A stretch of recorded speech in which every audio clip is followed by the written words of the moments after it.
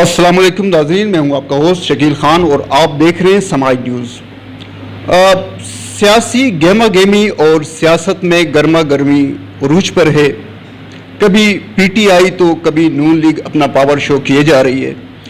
मैं इस वक्त मौजूद हूं ज़िला अटक में। यहाँ पर चंद दिन कबल पाकिस्तान मुस्लिम लीग नून ने अपना पावर शो किया और अब पाकिस्तान तहरीक इंसाफ 12 मई को अपना पावर शो करने जा रही है।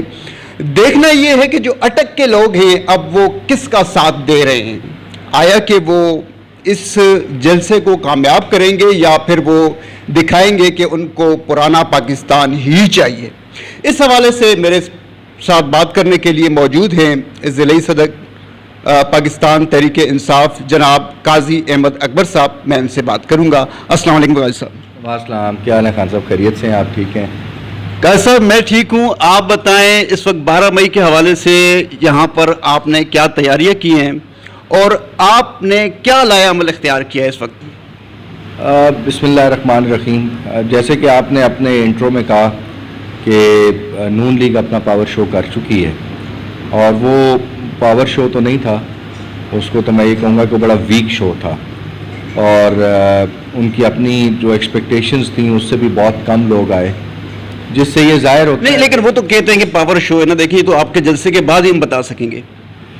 इंशाल्लाह। जहाँ तक हमारे जलसे की बात है तो मैं समझता हूँ कि हमारा उनके साथ कोई मुकाबला नहीं है, बिकॉज़ इस टाइम बात जो बयानिए की चल रही है वो इस टाइम इस चीज़ की चल रही है कि हमने खुददार पाकिस्तान की बात करनी है।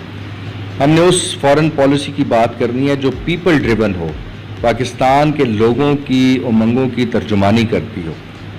आपने देख लिया कि जब हमारी फॉरेन पॉलिसी लोगों की उमंगों, उनकी उम्मीदों और उनके इंटरेस्ट के मुताबिक चलना शुरू हुई तो किस तरीके से बैरूनी ताकतों ने मुदाखलत की, साजिश की और एक रिजीम चेंज की तरफ वो गए। अब रिजीम चेंज तो उन्होंने चले लोटे ख़रीदे, जो भी तरीक़ाकार किया, पैसा चलाया, वो हो गया। लेकिन उसके बाद जब आपने देखा कि जिस तरीके से पब्लिक सड़कों पे निकली, चाहे वो बड़े शहर थे चाहे वो छोटे शहर थे, पाकिस्तानी कौम ने ये मैसेज कन्वे किया हमारे तमाम इदारों को, हमारी इस्टेब्लिशमेंट को और जो हमारी ताकतें हैं उनको ये मैसेज कन्वे किया कि हम एक खुददार पाकिस्तान चाहते हैं और वो खुददार पाकिस्तान हमें इमरान खान ही दे सकता है। तो लिहाजा इस टाइम पे जंग जो है वो नज़रियात की है, जंग जो है वो पाकिस्तान की खुददारी की है, वो पाकिस्तानी अवाम की गैरत की है। अब इस बयानिए के ऊपर पाकिस्तान तहरीक इंसाफ निकली है और आपने देखा कि अभी पिछले 2-3 दिनों में मियाँ वाली, एबटाबाद, कल जेलम होने जा रहा है, फिर अटक आ रहा है। तो और उससे पहले अगर मैं आपको लेके जाऊँ तो इस्लामाबाद, कराची, लाहौर और ये जितने बड़े शहर हैं, तो आपने देखा कि इनमें दुनिया टूट कर निकली और एक हर जलसे को मीडिया ने और जो एनालिस्ट थे उन्होंने कहा कि जी ये तो रिकॉर्ड ब्रेकिंग जलसा था। तो इससे ये ज़ाहिर होता है कि लोगों की तादाद बढ़ती जा रही है जलसों में। इसी तरह अब अटक का जलसा जो 12 तारीख को हो रहा है, उसके लिए हमने ज़िला कौंसल स्टेडियम का इंतखाब किया है। ये आपको पता है कि इस टाइम ज़िला अटक का सबसे बड़ा ग्राउंड है ये, ठीक है। और यहाँ पे जलसा इससे पहले बहुत साल पहले पीपल्स पार्टी ने किया था और तब पीपल्स पार्टी भी अपनी पीक पे थी। तो मैं ये कहना चाहता कि जो देखे ना, पहले दो हमारे जो जलसे हुए, 2013 का हुआ पीटीआई का, फिर 2017 में मेजर ताहिर साहब जब शामिल हुए तो उधर लालादार स्टेडियम की कैपेसिटी है 18 से 20-21 हज़ार की। अब हम चले गए ज़िला कौंसल स्टेडियम में, वहाँ पे इसकी कैपेसिटी जो है वो 2.5-3 गुना ज़्यादा है। तो जब हमने इतना बड़ा वेन्यू सेलेक्ट किया है तो हमने ये अपने लिए एक चैलेंज लिया और उस चैलेंज को लेने के 2 मकासद हैं। एक कि हम जानते हैं कि लोग खुददार पाकिस्तान के लिए निकलना चाह रहे हैं, और दूसरा हमारा ये ईमान है, हमारी ये सोच है कि हम सब स्टेक होल्डर्स इंशाल्लाह हम डोर टू डोर कैंपेन कर रहे हैं, हम लोगों को मोबिलाइज़ कर रहे हैं। आप देख रहे हैं कि पूरे शहर में बैनर्स, पूरे ज़िला में पोस्टर्स आवेज़ा हो रहे हैं, रैलीज़ निकल रही हैं, लोग झंडे उठा के बाहर निकले हुए हैं। इससे ये ज़ाहिर होता है कि इंशाल्लाह 12 तारीख को हम ज़िला अटक की एक तारीख रकम करने जा रहे हैं इंशाल्लाह। अच्छा काजी साहब, पहले आप लोग आए तब्दीली का नारा लेके, तब्दीली का नारा लेके आए, आप लोगों ने कुछ टाइम इक़्तिदार भी गुजारा, अब आप नारा लेके आए इनकलाब का। तो क्या वही नारा तब्दीली का चेंज होकर इनकलाब में आ गया या कुछ फ़र्क है? नहीं खान साहब, देखें ना, तब्दीली भी तो एक इनकलाब है ना। جب ہم تبدیلی کی بات کرتے ہیں تو ہم سسٹم کی تبدیلی کی بات کرتے تھے, ہم غریب آدمی کی زندگیوں کو اٹھانے کی بات کرتے تھے. کل 2-3 دن پہلے آپ کے پرائم منسٹر صاحب جو ہیں شہباز شریف صاحب, انہوں نے کہا کہ جی میں اپنے کپڑے بیچ کر آٹا سستا کروں گا. آج ان کی تقریر کو کیے بھی 3 دن گزر گئے ہیں, آٹا مہنگا ہی ہوا ہے, سستا نہیں ہوا. میری ان سے یہ درخواست ہے کہ آپ اپنے کپڑے نہ بیچیں, آپ اپنے وہ جو فلیٹ ہیں وہ بیچ دیں. جو آپ کے سینکڑوں کے حساب سے پولٹری فارم چل رہے ہیں ان میں مرغی سستی کر دیں. جو آپ کی شوگر ملیں چل رہی ہیں ان میں چینی سستی کر دیں. جو آپ کی فلاور ملیں چل رہی ہیں ان میں آٹا سستا کر دیں, بجائے اس کے کہ آپ اپنے کپڑے بیچیں. ہمیں آپ کے کپڑوں کی ضرورت نہیں ہے. پھر اس کے بعد وہ کیا کہتے ہیں کہ غریب آدمی کے پاس علاج کرانے کی جگہ نہیں ہے پاکستان میں. آپ 35 سال ہم پہ حکمرانی کرنے کے بعد آج ہمیں یہ وہ نئی ایک شلوار اور ایک نئے رنگ کے کپڑے پہنا کے ہمیں بتا رہے ہیں کہ جی علاج. یہ تو پھر عمران خان کا مارکا تھا جو صحت کارڈ لے کر آیا, جس نے ایک غریب آدمی کو 10 لاکھ روپے کی سہولت دی کہ اگر تم بیمار ہو جاؤ تو تمہیں کسی کی طرف دیکھنے کی ضرورت نہیں ہے, گھبرانے کی ضرورت نہیں ہے, تمہارے پاس پیسے موجود ہیں, جاؤ جا کے اپنا آپریشن کراؤ, اپنا علاج کرواؤ. میں آپ کو ایسی کئی مثالیں اپنے حلقے کی گنوا سکتا ہوں جنہوں نے صحت کارڈ استعمال کیا. میں اپنے رشتہ داروں برادری میں بہت سارے لوگ آپ کو گنوا سکتا ہوں, اپنے دوستوں یاروں میں جو ہمارا ایکسٹینڈڈ حلقہ باب ہے اس میں بہت سارے لوگوں کی ایگزامپلز آپ کو دلوا سکتا ہوں کہ جہاں پہ لوگوں نے صحت کارڈ کو استعمال کیا اور انہوں نے عمران خان کو دعائیں دی. تو یہ بھی ایک تبدیلی کا انقلاب تھا. احساس پروگرام جو ہم لے کر آئے یہ بھی ایک تبدیلی کا انقلاب تھا. جو ہم نے مسافر احساس کا تو وہ کہہ رہے ہیں کہ جی وہ بے نظیر انکم سپورٹ کو انہوں نے احساس میں کنورٹ کر نہیں, دیکھیں نا, بے نظیر انکم سپورٹ پروگرام جو تھی وہ اس کا ایمبٹ جو تھا وہ بہت چھوٹا تھا اور وہ بہت چھوٹے لیول پہ کام کر رہی تھی. ہم اس کو لے کر گئے ہیں بہت بڑے لیول پہ. ہم اس کے اندر اسکالرشپس لے کر آئے, ہم اس کے اندر ریٹیلرز کو ہم نے کم از کم ہم نے 1.5-2 لاکھ ریٹیلر رجسٹر کیا جو کہ 1000 روپیہ سبسڈی دے رہا تھا غریب آدمی کو. ہم اس میں اسکولوں کی اسکالرشپس لے کر آئے, ہم اس میں لوگوں کو نوکریاں دینے کی جو ہے وہ فنڈز لے کر آئے. ہم ان کو بزنس سٹارٹ کرنے کے لیے جو سٹارٹ اپس تھے اس کے پیسے دینے کی بات کی اور ہم نے ڈول آؤٹ کیے, اربوں میں وہ پیسہ ڈول آؤٹ ہوا. تو احساس پروگرام کو صحیح معنوں میں کہتا ہوں کہ اس کو کسی نے احساس کی نظر سے دیکھا ہے تو ہماری گورنمنٹ نے دیکھا ہے. یہ وہ چینجز تھیں جو کہ عمران خان ہمیشہ کہا کرتے تھے کہ ہم نے غریب آدمی کی زندگی کو اوپر لے کر آنا ہے, ہم تو اس کے اوپر کام کر رہے تھے. انقلاب اسی کو کہتے ہیں. پھر اسی کی ایک کڑی تھی کہ ہم نے کہا کہ اب ہم نے خوددار پاکستان کی طرف جانا ہے. اس حوالے سے خوددار پاکستان کیسے مل سکتا ہے؟ ایک کہ آپ کو جو باہر سے آپ لونز لیتے ہیں اس سے جان چھڑوانی پڑے گی.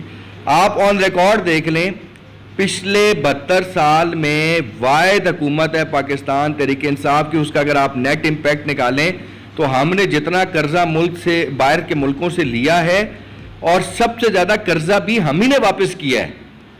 پہلے تو لوگ قرضہ لیتے تھے اور کھا پی جاتے تھے, ہم نے قرضہ لیا, اس کو پراپر جگہوں پہ چینل کیا اور چینل کرنے کے بعد ہم نے قرضہ واپس بھی کیا.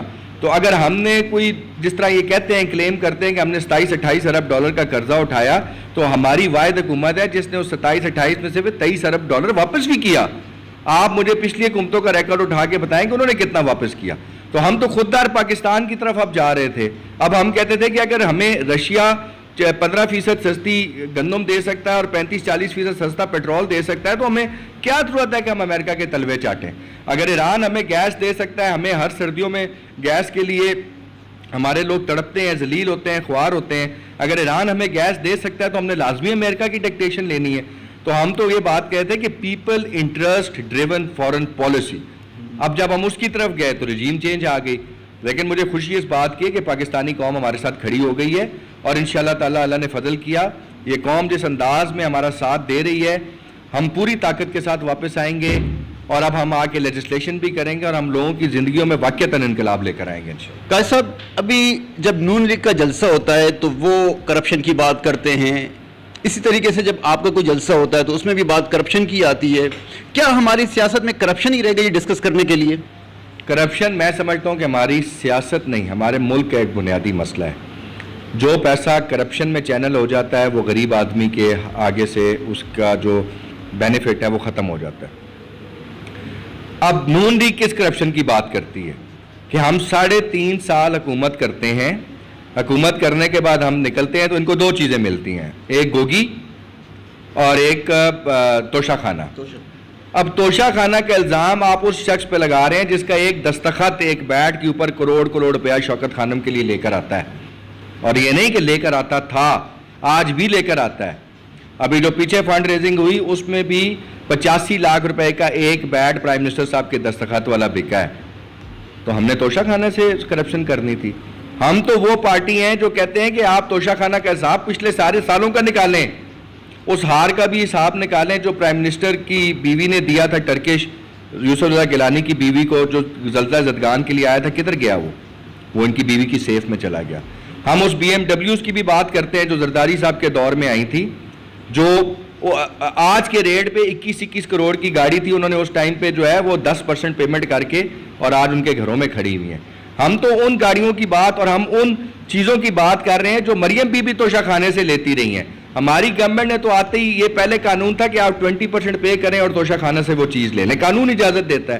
ہم نے اس کو 50% کیا, اور 50% کرنے کے بعد ہمارے پرائم منسٹر نے جو ایک دو چیزیں لیں, انہوں نے یہ بھی بتا دیا کہ میں نے یہ پیسے لینے کے بعد بنی گالا کی روڈ بنوائی. اب آپ بنی گالا کسی دن چلیں میرے ساتھ, میں آپ کو لے کے جاتا ہوں. وہ روڈ اگر دن میں 3 دفعہ عمران خان استعمال کرتے ہیں اور 100 دفعہ PTI والے استعمال کرتے ہیں, تو اس کے علاوہ وہاں پہ لاکھوں کی تعداد میں لوگ بستے ہیں جو اس روڈ کو استعمال کرتے ہیں. تو میں سمجھتا ہوں کہ یہ اگر 3.5 سال کی ہماری حکومت میں ایک توشہ خانہ اور ایک گوگی نکال سکے ہیں, تو اس سے یہ ظاہر ہوتا ہے کہ کرپٹ کون ہے, اور قوم کو بھی پتہ ہے کہ چور کون ہے. ہم نکلتے ہیں, ہم پہ تو کبھی کسی نے چور کے نعرے نہیں کسے.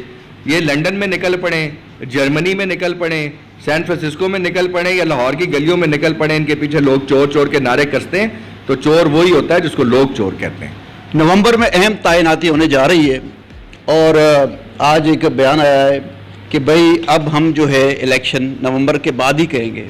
تو آپ کیا سمجھتے ہیں, کیا الیکشن نومبر کے بعد ہی ہوں گے یا آپ کچھ کر پائیں گے؟ دیکھیں, ایک ہماری پارٹی کی ڈیمانڈ ہے. پارٹی کی ڈیمانڈ یہ ہے کہ ہم کہتے ہیں کہ ASAP الیکشن کی ڈیٹ اناؤنس ہونی چاہیے. That could be any date, مطلب آپ اکتوبر کی دے دیں, آپ دسمبر کی دے دیں, آپ اگلے سال جنوری کی دے دیں, بٹ آپ ڈیٹ اناؤنس کریں, بیکاز اس سے پھر 90 دن پہلے عبوری سیٹ اپ آ جائے گا. یہ ہماری پارٹی کی ڈیمانڈ ہے. ایز اے پولیٹیکل ورکر میں یہ دیکھ رہا ہوں کہ this has nothing to do with کہ جی نومبر میں آرمی چیف کی تعیناتی ہونی ہے, نئے آرمی چیف کی, تو اس کا انتظار کیا جائے گا, یہ ایسی کوئی بات ہے. دیکھیں, آرمی ایک بڑا زبردست قسم کا منظم قسم کا ادارہ ہے, اور خان صاحب ادارے جو ہوتے ہیں نا وہ ایک شخص کے کہنے پہ نہیں چلتے. ادارے جو ہوتے ہیں ان کو ادارہ کہتی ہے اسی لیے کہ ان کا ایک سٹرکچر ہوتا ہے, ایک ہائرارکی ہوتی ہے. اس سے کوئی فرق نہیں پڑتا کہ آرمی چیف چینج ہو رہے ہیں نہیں ہو رہے ہیں. فرق اس چیز سے پڑتا ہے کہ پبلک اس ٹائم کیا مانگ رہی ہے, جمہور کیا کہہ رہا ہے. جمہور اس ٹائم کہہ رہا ہے کہ نئے الیکشنز اناؤنس ہونے چاہیے, اور اب تو آپ دیکھیں مولانا فضل الرحمان صاحب کی سٹیٹمنٹ بھی آ چکی ہے. کل حمزہ شہباز نے بھی کہا کہ یہ جس بحرانوں میں ہم جا رہے ہیں اب اس کا حل ہمارے پاس یہی ہے کہ جلد از جلد الیکشن اناؤنس کیا جائے. تو یہ آپ دیکھیں گے یہ آہستہ آہستہ خود بھی سب کہیں گے کہ اب ہمیں الیکشن کی طرف جانا پڑے. 20 مئی کے بعد کچھ گرفتاریاں ہونے جا رہی ہیں, سننے میں آیا ہے کہ بہت بڑے پیمانے پہ ہو رہی ہیں. کیا اس حوالے سے آپ لڑیں گے یا پیچھے ہٹ جائیں گے؟ نہیں, پیچھے ہٹنے کا تو سوال ہی نہیں پیدا ہوتا. ہم تو یہ کہتے ہیں کہ جیلوں کو جو ہے تھوڑا بڑا کر لیں, اپنی جیلوں کی تعداد بڑھا لیں, ان کے کمرے بڑھا لیں, بیکاز پاکستان تحریک انصاف کا ورکر, کارکن, لیڈران, وی آر آل ریڈی. آپ جیل بھرو تحریک کا کہیں گے تو ہم جیلیں بھرنے کو تیار ہیں. آپ ایڈمنسٹریشن کے زور پہ ہمیں گرفتار کرنے کی کوشش کریں گے تو انشاءاللہ تعالیٰ ہم آپ کو اتنے آرام سے گرفتاری دیں گے نہیں, اس لیے کہ ہم نے لانگ مارچ میں بندے نکالنے ہیں اور ہم نے تاریخی لانگ مارچ کرنا ہے. ہم نے ایسا پلان تیار کیا ہوا ہے کہ آپ اگر مجھے گرفتار کرے گی انتظامیہ تو میرے پاس 2nd ٹیئر لیڈرشپ میں نے تیار کی ہوئی ہے. انتظامیہ 2nd ٹیئر لیڈرشپ کو پکڑے گی تو میرے پاس 3rd ٹیئر لیڈرشپ بھی تیار ہے. سو Pakistan Tehreek Insaf is prepared and we are here with a plan.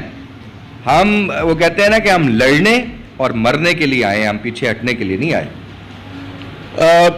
کپتان کے وسیم اکرم کے ساتھ آپ کے بڑے اچھے مراسم تھے جب وہ دور اقتدار میں رہے, اور اب کچھ دن پہلے آپ کپتان سے بھی مل کے آئے ہیں اور سنا ہے کوئی خصوصی کرم نوازی ہونے والی ہے آپ پہ اگر وہ اقتدار میں آتے ہیں تو. چلیں, یہ تو بات کی بات ہے. اللہ تعالیٰ اس جماعت کو میں کہتا ہوں کہ ایک دفعہ پھر اقتدار دے اور ایک دفعہ پھر عمران خان صاحب کو وزیر اعظم بنائے. اور جب ہماری گورنمنٹ ہوگی, جب ہم موجود ہوں گے, پہلے بھی ہم جب گورنمنٹ میں تھے باوجود اس کے ایک الیکشن لوز کیا ہوا تھا ہم نے الحمدللہ ایک جگہ نہیں، آج آپ کے توسط سے بھی کہہ رہا ہوں کہ میرے مخالف نے 2-2.5 سال منسٹری گزاری میرے ساتھ مناظرہ کرنے، وہ اپنی 2.5 سال کی وزارت میں وہ فنڈ نہیں لے کر آئے جو میں ہارنے کے بعد اپنے 3-3.5 سال میں لے کر آیا ہوں. یہ میرا چیلنج ہے اس بات پہ. تو اگر گورنمنٹ دوبارہ آتی ہے اور ہمیں کپتان کسی اور پوزیشن پہ کھڑا کرنا چاہے گا اور کسی امپورٹنٹ پوزیشن پہ کھڑا کرنا چاہے گا تو انشاءاللہ ہم وہاں پہ بھی آپ کو پرفارم کر کے دکھائیں گے. موجودہ حکومت کے لیے کوئی پیغام؟ موجودہ حکومت کے لیے یہ پیغام ہے کہ تسی رہن دیو، تواڈے واسطے گل نہیں. اگر تواڈے واسطے گل ہوندی تو آج بجلی اور مہنگی نہ ہوگی ہوتی. یہ وہی لوگ تھے نا جو وہ کیا مہنگائی مکاؤ مارچ جنہوں نے نکالی تھی. ان سے اب بندہ پوچھے نا کہ وہ مہنگائی مارچ کدھر گئی؟ چینی مہنگی ہو گئی، آٹا اور مہنگا ہو گیا. آج آپ نے دیکھا IMF نے کیا سٹیٹمنٹ دی. انہوں نے کہا جی ہم تب پاکستان آئیں گے کہ پہلے پیٹرول کی سبسڈی ختم کریں. یہ وہی عمران خان تھا جو کہتا تھا کہ میں کیوں پیٹرول کی سبسڈی ختم کروں جب میں نے اپنی کلیکشن 3,500 ارب سے بڑھا کے 5,500 ارب پہ میں لے گیا ہوں. میرے پاس 2,000 ارب ایکسٹرا پڑا ہوا ہے، میں یہ اپنے لوگوں پہ لگاؤں گا. میں اس مہنگائی کے آگے ایک دیوار بن کے کھڑا ہوں گا. تو جب وہ کھڑا ہو گیا تو ان لوگوں کو تکلیف ہونی شروع ہو گئی. تو اب یہ کریں نا، کھڑے ہوں، اپنی ٹانگوں میں سانس ڈالیں، ذرا مہنگائی روک کے دکھائیں. ابھی تو یہ IMF ان کو پیسے نہیں دے گا جب تک یہ 50 روپیہ پیٹرول مہنگا نہیں کریں گے. اور آپ یہ سوچیں خان صاحب کہ یہ 50 روپیہ پیٹرول مہنگا ہو گیا تو غریب آدمی کے ساتھ کیا بنے گا. پھر میں پوچھوں گا شہباز شریف سے، اور وہ جو بہت باتیں کرتی ہے کھڑے ہو کے سٹیج کے اوپر، مریم بی بی کی تقریر میں سے آپ عمران خان کا لفظ مائنس کر دیں تو پیچھے کیا رہ جاتا ہے؟ میں لے لوں گی، میں کر دوں گی، میں چھوڑوں گی نہیں. بس یہی 2-4 چیزیں رہ گئی ہیں نا پیچھے عمران خان کے بعد. او بھائی تم گورنمنٹ میں بیٹھی ہو، کوئی ایجنڈا دو ہمیں. بتاؤ پیٹرول اب کیسے سستا کرنا ہے، بتاؤ آٹا کیسے سستا کرنا ہے، چینی کیسے نیچے لانی ہے، بجلی کس طرح پرووائڈ کرنی، لوڈ شیڈنگ کس طرح ختم کرنی ہے. عمران خان عمران خان عمران خان عمران فوبیا ہو گیا ان کو. ان کے پاس دینے کو بتانے کو ہے کچھ نہیں. تو میں سمجھتا ہوں کہ اس حکومت کو پیغام دینے کی ضرورت نہیں ہے. یہ زرداری صاحب نے ایک بہت بڑی گیم چلی ہے، بڑا سیاح سیاستدان ہے وہ. اس نے پکڑ کے نون لیگ والوں کا پٹکس نکال دیا. ان کو نون لیگ والوں کو وہ جو کہتا تھا نا کہ ان کو میں چوراہے میں کھڑا کر دوں گا، خان صاحب یہ میرا آن ریکارڈ رکھ لیں، اگلے الیکشن میں زرداری نے نون لیگ کو چوراہے پہ کھڑا کر دینا ہے. بہت شکریہ غازی صاحب. ناظرین کیسا لگا آپ کو یہ پروگرام؟ 12 مئی کا جلسہ انشاءاللہ ہم آپ کو دکھائیں گے. سماج نیوز پہ ضرور دیکھیے گا اور پھر بھی ہم قاضی صاحب سے بات کریں گے. بہت شکریہ. اللہ حافظ.